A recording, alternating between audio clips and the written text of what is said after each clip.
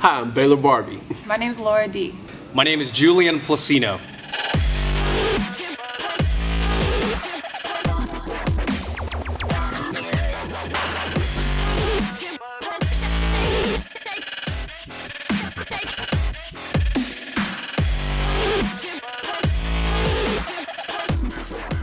What's going on, everyone? I'm Julian Placino. My name's Laura D. And I'm Baylor Barbie. Welcome back to episode number 2 of the Great New Heights YouTube channel.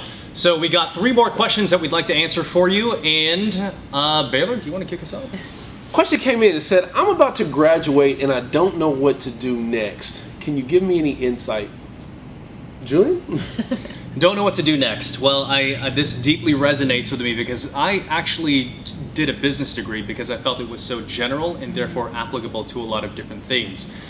What I was a sobering experience for me is once I started looking for a job because I didn't know what to do, I was trying to be everything to everyone. Yeah. It was very hard for me to find a job. And having a professional recruitment background, I've helped a lot of people find jobs. I know where I went wrong is the market. It doesn't seek generalization, it seeks specialization.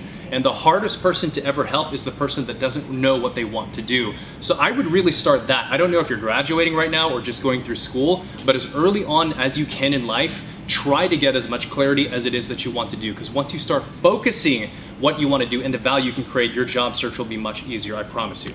Absolutely. I know that even for me in my own personal journey, even before graduation, when I went to college, I didn't know what I was going to even major in. And I did the same as you, Julian. I did a business degree because it's so broad. And I was like, oh, this is going to be great because now I can get a job anywhere. But it didn't work out that way. It was very hard because I didn't have a niche. And so I wish that I would have done more research. I wish I would have asked questions and talked to my parents, friends, and things like that. So as far as just focusing on what you want to do, I think Julian said it earlier, focus on your excitement and focus on, what the things that make you happy, because then you can actually take your excitements and turn them into a professional career. And a lot of people don't realize that. There's a lady who wrote Grey's Anatomy, Shonda Rhimes, and she said it in her book. She said that she gets paid to lie and to make stuff up for a living. And she used to play in the closet when she was little, and her friends and her parents used to make fun of her, but now she's got, she's got what, 3 or 4 hit TV shows. She pretty much owns NBC. So whatever you want to do, it's not stupid, and you think about that thing for a reason. So absolutely, go ahead and pursue your passion. And don't panic. And by that I mean everybody, you look around, you're probably looking at your friends, and everybody seems like they have it together, right? Seems like they have it together. I'm here to tell you this. Not only do your friends not have it together, your friends' parents don't have it together. And a lot of the people you look up to don't really have a clue. I wake up every single day and think, I wonder what I want to be when I grow up. But that's what's kept me young. That's what keeps life exciting is the unknown. So don't look at the unknown as something to fear. Look at the unknown as like, this is excitement. Think if you've ever gone down like one of those twisty turny water slides or whatever. You don't know what's going to happen around the next turn, but you're just having fun on the ride. So enjoy the process. Yeah. Don't think about life as I have to get to this result. I have to make this much money. Probably what you love, what you think you love right now when you're about to graduate, you're going to be the other completely side of life in about 10 years. So embrace the fact that you don't know, but head toward something. Yeah. And it's okay to pivot when you get to that something if you want to do something else. That's the beauty of life. If you don't like what you're doing, do something else. And you can even for for school, if you just pick something. I chose the 6-year plan because I didn't know what I was going to do, and I will never forget at the 4-year mark when I was supposed to be graduating, one of my friends from high school was outside and she was graduating, and she just said that she stuck with one thing and she didn't know what she wanted to do, but she was in communications and she stuck with it. So even if you give your all to a degree and it's not what you want to do, just by virtue of process of elimination, you're eventually going to find out something that you do want to do. So Don't worry. And the last piece of advice I can give from a recruitment standpoint is as early on as you can, if you're still going through school, do as many internships as you possibly can. This way there's no longer a guess plan, right? Like I have a business degree, now I want to do accounting.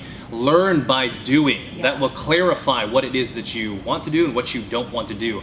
That, and if you're lucky to have an internship that you enjoy doing by the time that you graduate, you're that much more employable by the time you enter into the marketplace because you have real work experience. That hands-on. Yeah, that's huge. Exactly. Great question. So the next question is, if you were a recent graduate, how would you convince an employer that you are qualified for a position that requires 1 to 2 years experience? That is a great question, and especially, it's the whole catch-22, right? It's like, I graduated from college, but I'm applying for jobs that require experience. How do I get experience if I can't get a job? Well, the single most important thing that you can focus on when it comes to pitching your value to an employer is results. Because it doesn't matter how many years of experience, right? What an employer is looking at is what have you done, what results have you created, and is it relevant to the needs of my business? If you look at yourself as not a job seeker but a problem solver, you will 100% absolutely separate yourself from every other job applicant out there.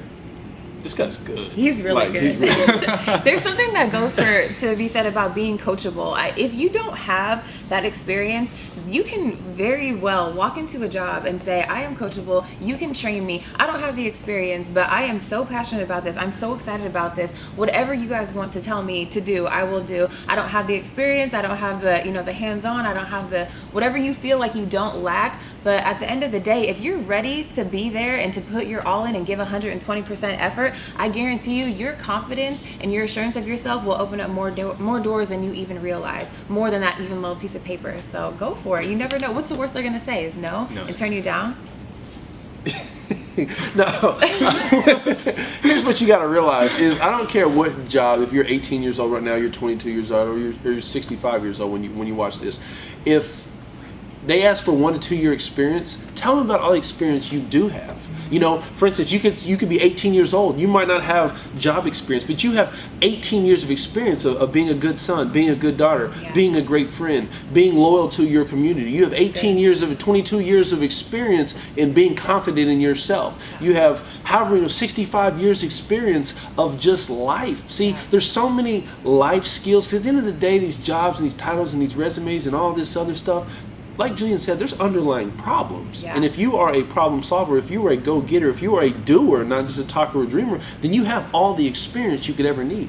When I got done playing college football, me and all my friends, none of us had experience. If you were to look at this, everybody in all our classes had 37 internships, 4.0s, 5.0s, whatever you can go up to .0s. And we're, a lot of people were thinking like, I don't have any experience. And, I went right into the entrepreneurial world, and clients would tell me like, oh, what is your experience? I was like, well, I know how to handle adversity in front of 80,000 fans. I know how to handle life when I drop a pass in front of everybody. I can get back up and make something happen. So find the experience that you do have and lead with that. And I'll close with this one thing also when it comes from an HR perspective, right? That job description most likely was not written by a hiring manager, but a human resources person that was trying to create a job description for that hiring manager. Those requirements are a wish list. I would say of all the people that I've hired, I can't think of a single candidate that had every single requirement on there, right? Those are simply guidelines. We're posting jobs to track the absolute best candidate. But it's not usually the best candidate that wins. It's the best candidate at that given set of time that an employer is willing to evaluate possible applicants.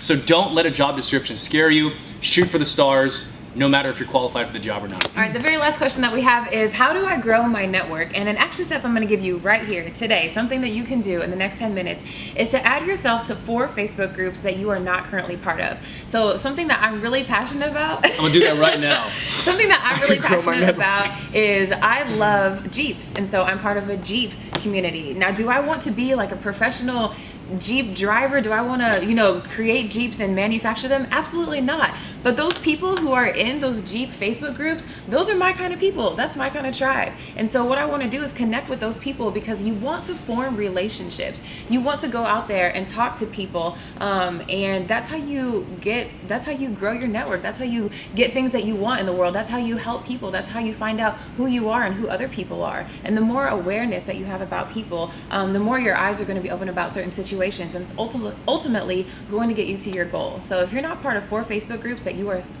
interested in, do that right now. I guarantee you it's going to grow your network instantly. Well, don't do it like right now. Like listen to the rest of us and then go do it. No, growing your network is important. And the number one thing I think that you can do, or believe you can do, because it works for all of us, is to be professional you. And by that I mean, let people see what you're actually doing. Because no matter what you're doing in life, there's a million other people that are either doing it or want to do it. And so people don't need to know how to do something, but if you're doing it and they say, oh, I can relate to that person, like, oh, it's so many people come to me and say, Baylor, I bought your book or I listened to your speech or whatever, and the best thing I got was knowing that I'm not alone in my journey. People don't want to be alone in their journey. So if you're essentially documented, whether you're Instagram and Snapchat and Facebook and just being out in real life, just doing you, but letting people see the process, not just the result, people will follow you, and that's how you can build your network. And I think also purposely growing your network as well. So the things that I personally have achieved in less than a year's time, I became a sponsored podcaster, a signed model actor, and also a paid keynote speaker. I didn't do that just because of the merit of my own, but it was my ability to attract, qualify, and leverage mentors. To this day, I know of no other faster way to learn a new discipline outside of finding someone who's done something already and becoming his friend, buying him his lunch, and extracting that information. Because it is the truth. I became a paid keynote speaker because of this guy here. And that's why I'm saying be deliberate about it. Here's why that's important. If you're just arbitrarily meeting people, you will have no interest in that person. Yeah. But if you find someone you really appreciate, you will have something to talk about with them and it will come off. The last thing that really successful people have, which or don't have, is time. They're all time poor, right? So never waste a mentor's time. Add value to them somehow. Ask the people around you who has done this. Yeah. Serve, work for free for someone who can help you. And there was another last thing also is pay. You can pay for mentorship. You should do YouTube channels, you invest in training, it will give you the knowledge and the language, so when you find an interface or mentor, you'll be much more intelligent to extract the right information you need from that person. Absolutely. Success leaves clues. So whoever is successful in your field or your area or whatever you're trying to accomplish, go around them, be around them, hang around them. Even if they're talking about, tacos on a Tuesday, whatever they're saying, if you're just in their presence, you're going to elevate your mindset and it's going to elevate your life. Yeah. And I'll tell you this, if somebody says they've done it, but they're not willing to help you do it, chances are they didn't earn their way to the top. Yeah. It's not somebody you want to be around anyway. No, not at all. You have to be careful about the people that you are trying to grow your network with. I only follow people who have created the result. Not just talk about it, but created the result. And that's the part of qualifying a mentor, qualifying a person that you want to add to your network. So yeah. I could talk about this one all day. All day. It's a all good day long. subject. This is the story of my life. So but do we have another question? That's the it. TV turned off. Was that it? Yeah. Okay, all right. We'll see you in the next one. Bye.